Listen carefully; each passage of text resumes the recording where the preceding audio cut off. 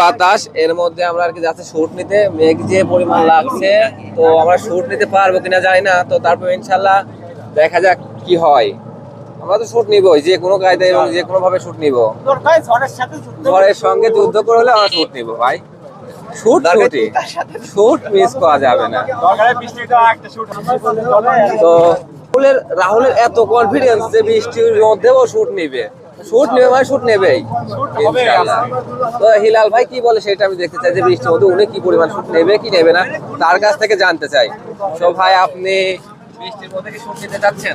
না, শুট নেওয়ার জন্যই তো আচ্ছা আমরা বাসা থেকে বের হয়েছি, শুট করার জন্য যেহেতু বের হয়েছি, যেভাবেই হোক যদি সন্ধ্যাও লাগে আজকে যে কোনো পরিস্থিতিতে ভিডিও একটা করাই লাগবে।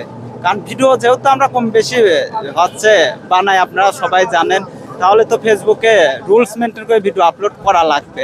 তো সেই অনুযায়ী আমরা একটা ভিডিও করার চেষ্টা করবো। আর যদি পরিস্থিতি খুব খারাপ হয়, ভাগ্য যদি খারাপ থাকে, তাহলে হয়তো বানাতে পারবো না, তবে চেষ্টায় আছি বানানোর জন্য।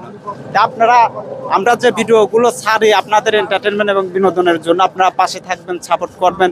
আপনারা আমাদের হচ্ছে ভরপুর ভালোবাসা দেবেন, সেই ভালোবাসা থেকে এক্সপায়ার হয়ে হচ্ছে আমরা আরও চেষ্টা করবো ভালো ভালো ভিডিও বানানোর জন্য। তা আশা করি আপনারা সবাই ভালো থাকবেন। তো দেখেন যে সকলের কি পরিমাণ কনফিডেন্স থাকলে ভিডিও করার প্রতি মনে করেন যে একটা রোগ থাকে। সারাদিন কাজ করে এসে এখন বিকেল টাইমে আমরা বেরোচ্ছি যে ভিডিও শুট করতে। তো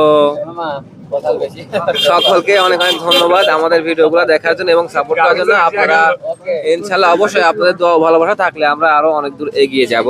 সো ধন্যবাদ, আপনারা সকলে আমাদের পাশে থাকবেন।